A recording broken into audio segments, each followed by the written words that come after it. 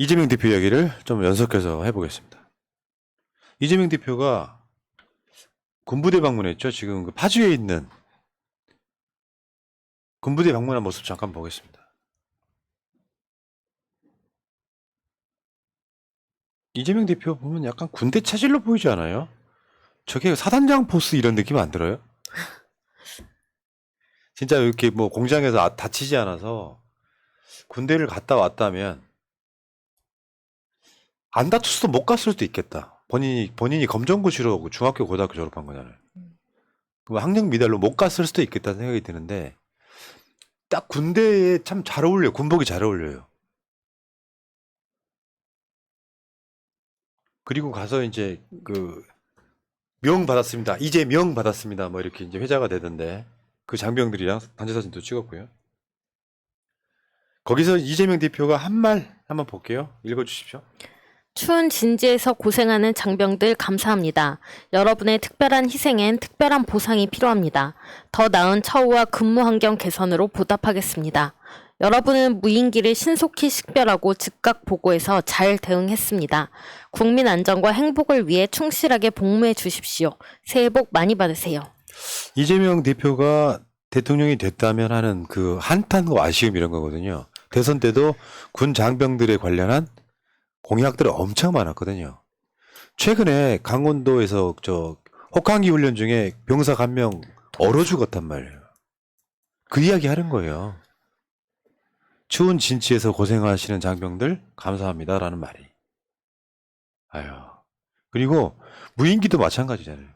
그 무인기 관련해서 항공부대를 방문했으니까 여러분들은 잘 하셨고 잘 발견해냈는데 행간에는 그게 느껴지네요. 이 대가리들이 못한 거야. 이런 느낌 아닙니까? 병사들을 격려하는 게 바로 이런 거죠. UAE의 적은 이란이다라는 게 격려가 될 수 없는 것처럼요. 그렇죠. 그것도 진짜 그럼 비교되네 진짜. 네, 윤석열이 이런 또 글을 봤으면 어떻게 장병들한테 찾아가서 추운 진지를 대접할 수가 있냐 이렇게 비판하지 않았을까 하는 생각이 듭니다. 그리고 지금 망원시장에 갔던 것도 화제가 됐고요. 야, 언론들 징그럽더라 진짜. 김건희 서문시장 갔더니 뭐 환영 인파 이렇게 해놓고는 어떤 언론은 이재명 대표가 망원시장 갔는데 찬반 있었다. 이재명 오지 마라. 장사하는데 불편하다 했다는 그 보도를 그렇게 내요 또. 서문시장이 더 컸던 것 같은데요. 그러니까요.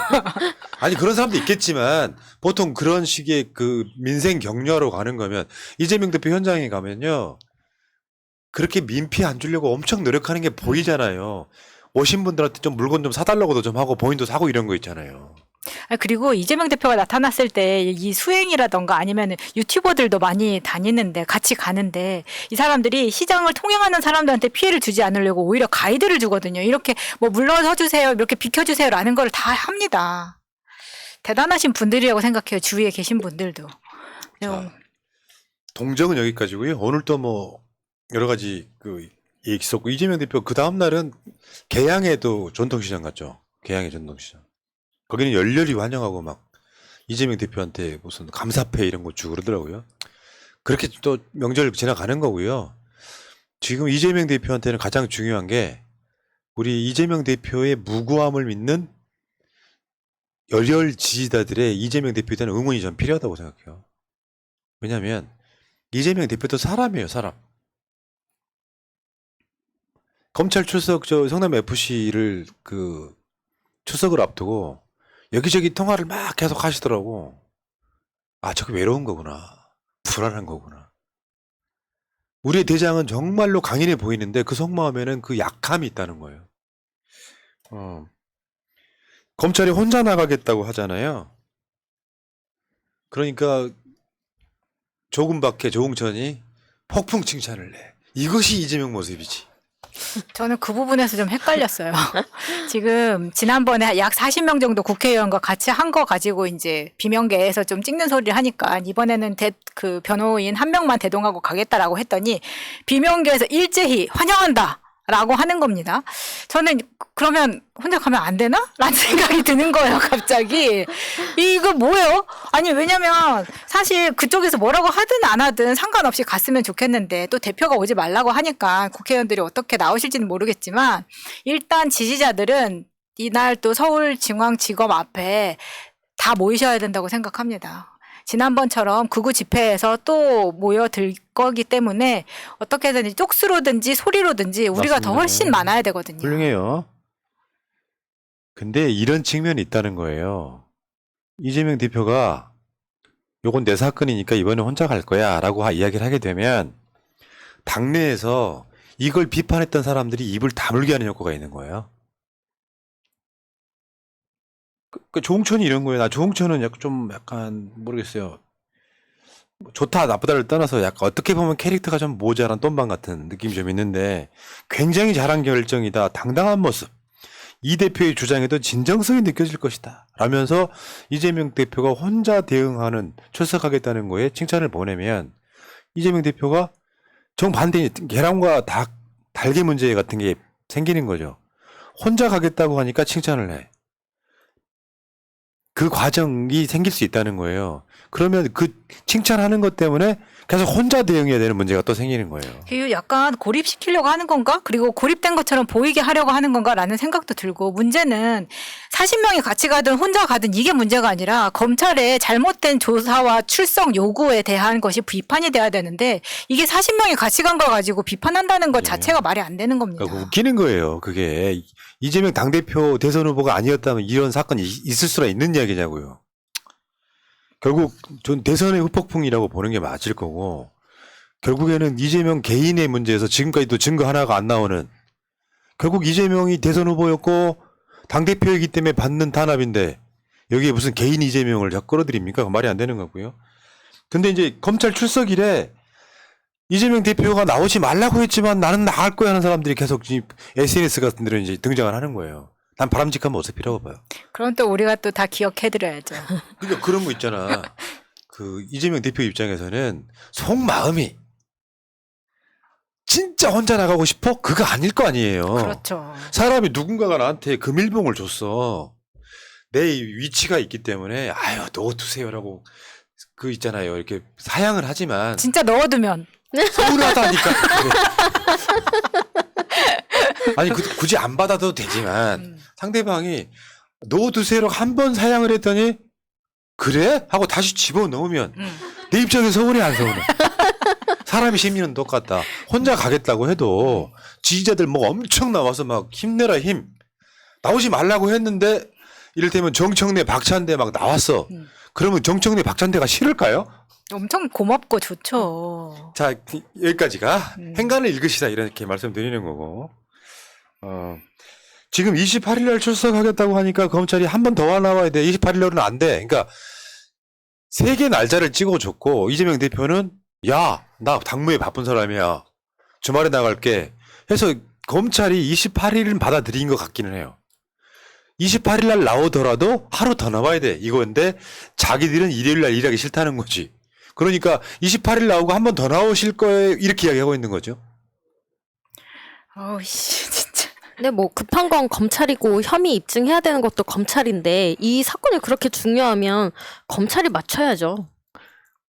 검찰이 뭐 또 나오십시오 이렇게 할 게 아니라 빨리빨리 그 시간에 하고 서면으로 대체할 수 있는 거 대체하고 해야 되지 않겠습니까? 왜 김건희한테 할 수 없는 것은 야당 대표한테 이렇게 요구하는지 모르겠습니다. 그러니까 그 이야기 딱 뒤에가 또 줄줄이 대기 사탕으로 하고 있는데 예를 들어서 이 논란 자체가 그렇게 합시다. 빡세게 해서 한 20시간 조사를 할 수도 있는 건데 이재명 대표가 성남 FC 건으로 조사를 받고 나면은 바로 새벽에 조선일보로 넘어가는 이 구조 속에서는 검찰이 이렇게 한 번 더 되쳐줘야 논란이 되고 이재명 무슨 죄가 있나 보다 이런 식으로 계속 인식을 만드는 사건이에요. 논란이 커질수록 검찰 입장에서는 좋은 거야. 그 논란을 조기에 불식시키려고 이재명 대표가 나가겠다고 한 거예요.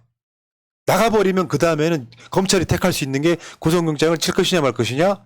당연히 기소를 할 거고 이 논란만 남게 되는데 이재명 대표한테 그걸 떠넘기는 방식으로 해서 계속 이재명을 괴롭히고 있는 거예요.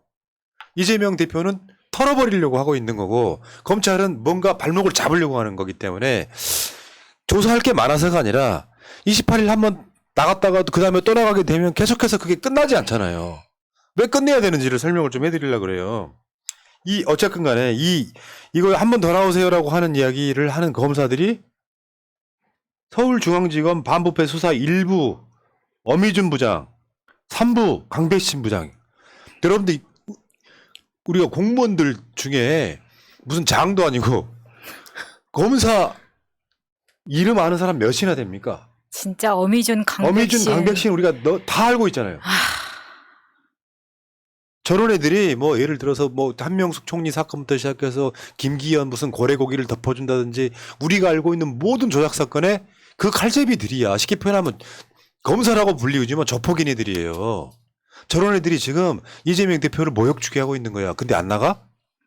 아니 그리고 읽어보면은 28일 오전 10시 30분에 출석하는 걸로 이미 조율이 된 것 같은데 언론에다가 뭐 조율된 적 없다라고 언론 플레이하는 모습이 정말 이거는 검찰이 아니라 양아치 같습니다. 예. 자, 그 과정에 이런 게 하나 있었어요. 초과 이익 환수 삭제는 없었다. 이게 무슨 말이냐면 대장동에서 돈이 많이 벌려서 초과 이익이 발생하면 환수한다는 조항을 삭제했다는 게 검찰이 이재명 대표를 걸었던 가장 중요한 이슈 중인데 팩트체크를 해봤더니 이게 고일석 기자 팩트체크던데요. 이게 거짓말이었다는 거예요. 아예 없었다는 거야. 그 당시에 이게 논란이 됐을 때 이재명 대표가 SNS 쓴 거랑 같은 맥락이에요. 일단 그것부터 한번 봐봐요. 저 기사에 보면은 재판 과정에 나오는 겁니다. 지금 정민용 변호사, 그 성남도시개발공사 팀장이었던 사람이에요. 증인은 초과 이익 환수에 대해 개발사업본부 직원들과 협의한 기억이 있나요? 없습니다. 초과 이익 환수에 대해서 없었다는 건 이재명 대표의 그 당시 SNS로도 나옵니다. 읽어주세요. 팩트체크, 언론보도 정정을 요청합니다. 허위, 초과이익 환수 조항 삭제, 진실, 초과이익 환수 추가 의견 미채택. 1. 2015년 당시 이것이 문제된 바 없고 이번에 언론 보도로 드러난 새로운 사실. 2. 초과이익 환수 조항은 처음부터 없었으니 삭제할 수 없음.